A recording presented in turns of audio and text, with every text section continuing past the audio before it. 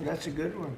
U.S. President Donald Trump signed an order on Thursday that recommends easing federal regulations on marijuana, kickstarting one of the most significant changes to the drugs policy in decades. We have people begging for me to do this, people that are in great pain.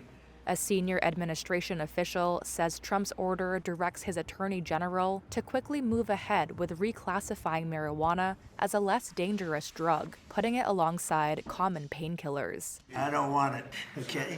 But Trump, a well-known abstainer of alcohol and drugs, says he doesn't want to use marijuana himself and emphasized a reclassification would not legalize it. It doesn't legalize marijuana in any way, shape, or form, and in no way sanctions its use as a recreational drug. It has nothing to do with that.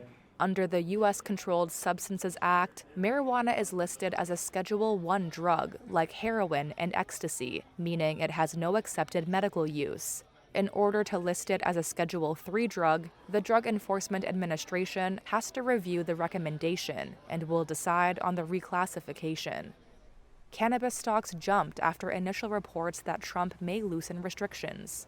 But Vanderbilt University law professor Robert Mikos says banks and investors would likely remain wary of cannabis companies, as a reclassification wouldn't resolve the conflict between state and federal law. Until you make it truly lawful under federal law to make and sell this drug, banks are going to continue to be leery of dealing with companies in this industry.